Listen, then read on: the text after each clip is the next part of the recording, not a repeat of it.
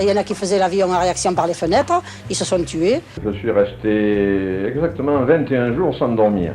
Terrible, terrible, terrible, oui, surtout les hallucinations, des objets qu'on dit des serpents, vous voyez. L'affaire du pain maudit de Pont-Saint-Esprit, c'est cet épisode de délire collectif qui a secoué un village de Provence en 1951.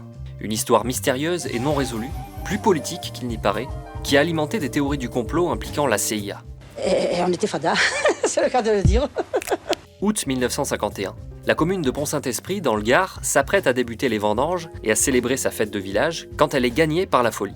L'affaire commence par les animaux, des poules devenues folles ou des chiens qui attaquent. Puis le 12 août, c'est au tour des humains. On a commencé à avoir des vomissements, des coliques, et puis après on ne pouvait pas dormir.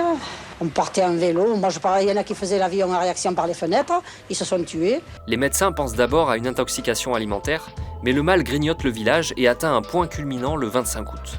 300 personnes seront touchées et 5 trouveront la mort. Je suis resté exactement 21 jours sans dormir.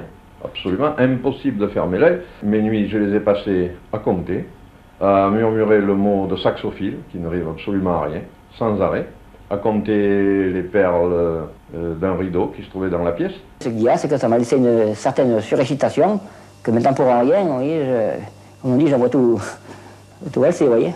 Au point de vue symptômes, vous savez, c'était terrible. Hein. Et surtout les hallucinations, le feu, mais le plus atroce, c'était le rétrécissement, comme si j'étais dans une presse, vous voyez. Certains voient réapparaître leurs voisins décédés, d'autres se défenestrent ou sont persuadés de se faire attaquer par des plantes à tentacules. Je peux très bien témoigner, ma jeune fille, malheureusement, ne s'en rappelle plus. Comme je disais tout à l'heure, elle avait 5 ans et demi à ce moment-là.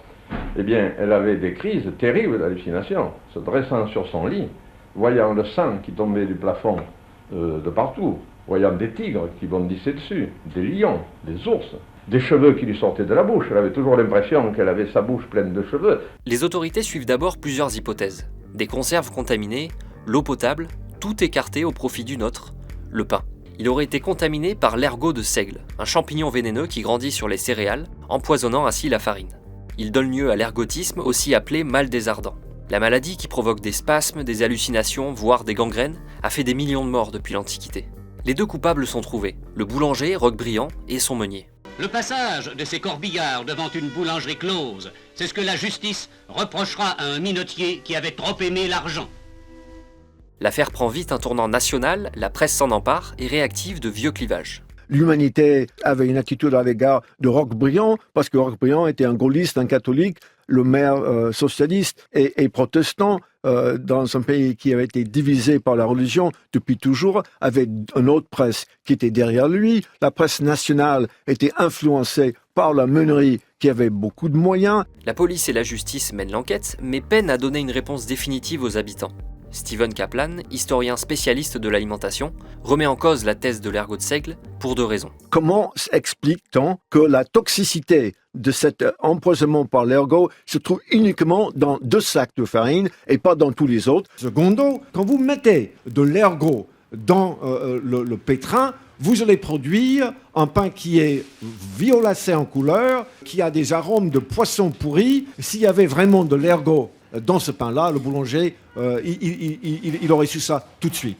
Le pain est un sujet sensible à l'époque. On est quelques années après la guerre, le monde agricole se relève, mais suite à la politique de nationalisation par l'État, les stocks sont inégaux entre régions et la qualité de la farine souvent mauvaise. On est dans un moment quasi soviétique. L'État rachète toute la récolte. Les 54 000 boulangers sont affectés d'office à des meuniers. Les meuniers n'ont pas le choix de leurs fournisseurs, pas de commerce, pas d'échange, mais un système autoritaire. On parle même de bataille du pain dans cette quête pour nourrir tout le monde. La nuit, à la lueur des phares, les tracteurs roulent dans les plaines de Beauce et de Brie. Le paysan de France n'épargne rien pour gagner la bataille du pain.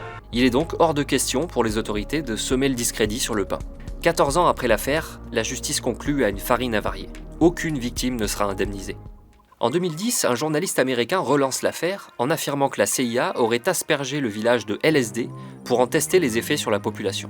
Même si le LSD est synthétisé à partir de l'ergotine, un extrait d'ergot de seigle, la thèse est peu crédible.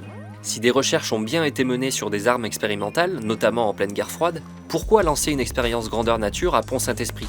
Pourquoi en France? Et puis le LSD agit en quelques heures, alors que les symptômes des spiripontins, les habitants de Pont-Saint-Esprit, avaient débuté plusieurs jours après l'ingestion du pain. La morale de l'histoire, c'est que l'absence de vérité établie donne du grain à moudre aux adeptes d'une vérité alternative.